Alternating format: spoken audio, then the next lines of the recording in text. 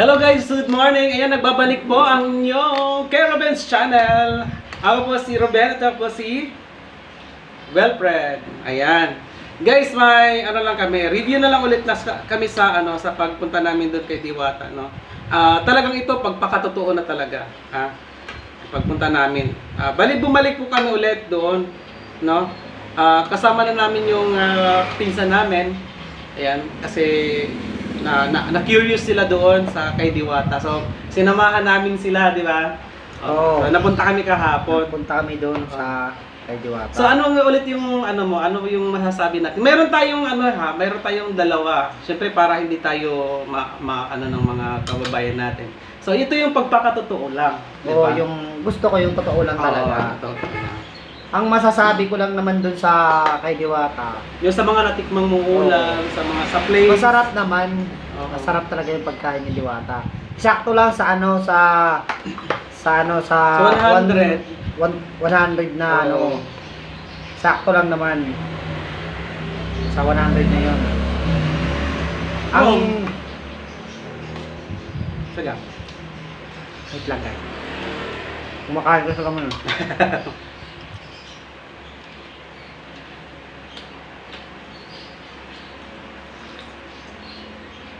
Yung siyempre yung lasa niya sakto lang sa 100, di ba? Siyempre hindi ka huwag ka nang maghanap ng napakasarap tapos 100 lang babayaran mo, di ba? Oo nga, kung gusto mo ng hindi doon ka na.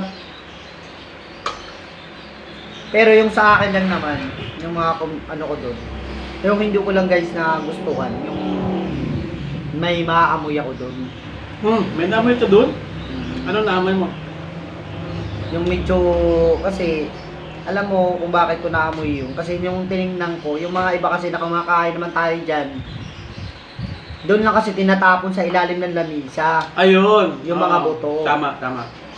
Tayo naman na kumakain, wag natin itatapon doon yung mga buto sa ilalim. Pwede naman natin yan ilagay lang dito sa lamisa kung ayaw na natin kainin. Kasi may nagliligpit naman yan, may mga tagaligpit naman yan sila Diwata. Ganun dan tayo dapat. Hindi yung kung saan natin itatapon kung hindi na natin gusto. Ilagay natin lang sa lamisa kasi para hindi talaga mamamaho at saka para hindi lalangawi. Kaya alam mo kung bakit linalangaw doon? Kasi nga yung mga buto kasi nandun sa ilalim tinatapon, hindi dumadapo yung tayo yung habang kumakain tayo, yung langaw siyempre kung saan na napupunta kasi nasa ilalim na ng lamisa. Oo, yun. Oo, tama yun. Tapos, syempre, sana ito makarating to kay Diwata, no? Yung ating dahil ito makakatulong din to sa kanya. Kasi lagi yung yung CR nila laging may tubig. Kasi una natin pagpunta doon walang tubig, 'di ba? Nung nasi-CR na Oo, siya. kasi Excuse me sa mga kumakain diyan, ha. Kasi itong kasama ko, may CR na siya. Tapos walang tubig. Paano na lang kung yung mga babae yung galing sa mga malalayong lugar, Hindi. tapos walang tubig. Okay naman ang yung sabi CR naman nila. daw nila, may naman daw doon nag-iigib. Kaso lang, siguro medyo lang, nung time na yun, baka matagal lang. Baka siguro guys yung mga malayo pa siguro pinag-iigiban. May daw na taga-igib doon. Hindi ko lang siguro na na natsimpuan lang siguro na nung ako na mag-CCR. Kasi hindi lang ako, yung babae pa rin kasi nakita ko Hindi, sinundan ko yung babae. Hindi, dapat Wala lagi- talagang tubig. Dapat may mag-check lagi noon. Kasi ang tao, Oo, tama yun. Di nawawala ng tao eh. Ibig sabihin, hindi dapat di nawawala ng tubig. Oo, kasi Di ba? tama talaga yun. Oo. Kailangan laging may tubig doon kasi kagaya ng mga iba, yung babae, kung saan na lang din iihi. Mabuti yung mga lalaki, walang problema sa lalaki.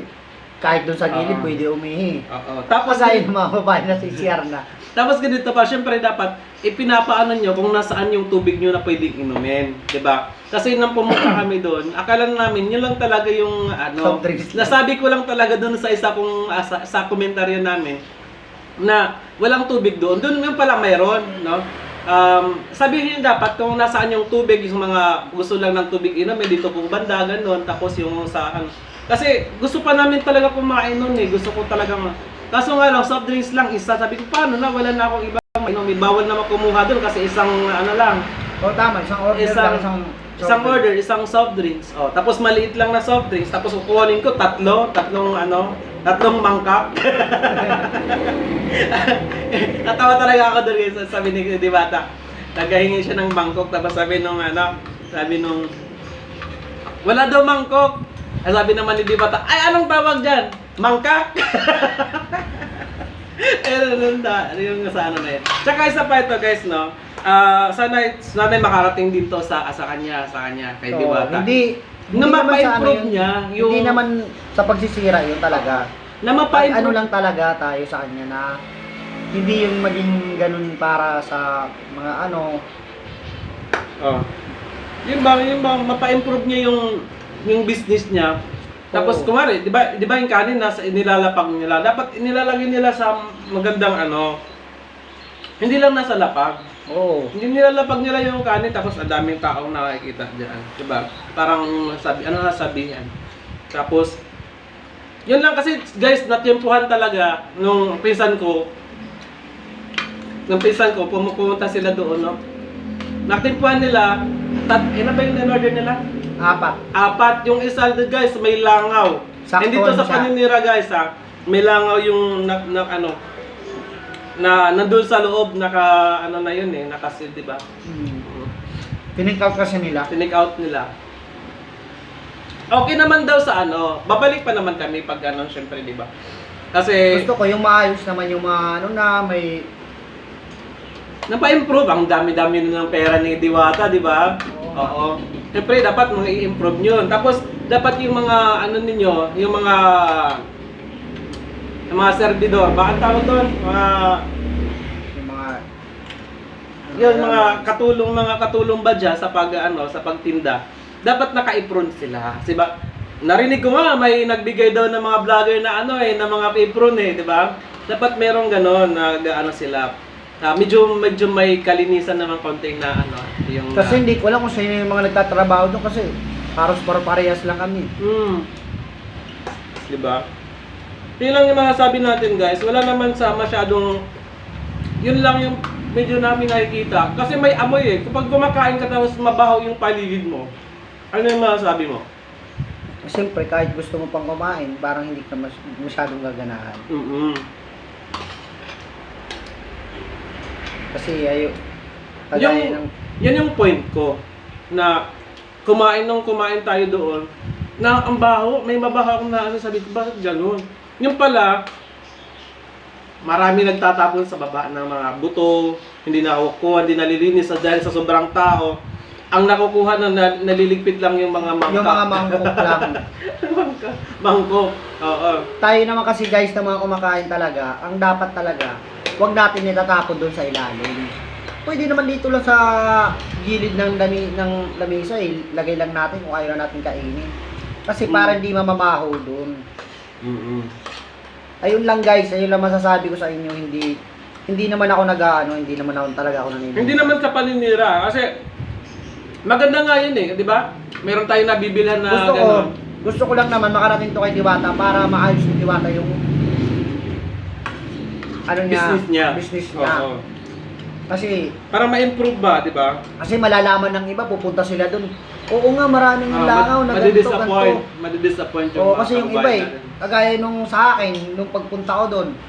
Layo-layo na pinanggalingan niya Pagkadating ko pa lang doon, ililagay ko agad yung pagkain ko, tapos siyempre kukuha ako ng soft drinks.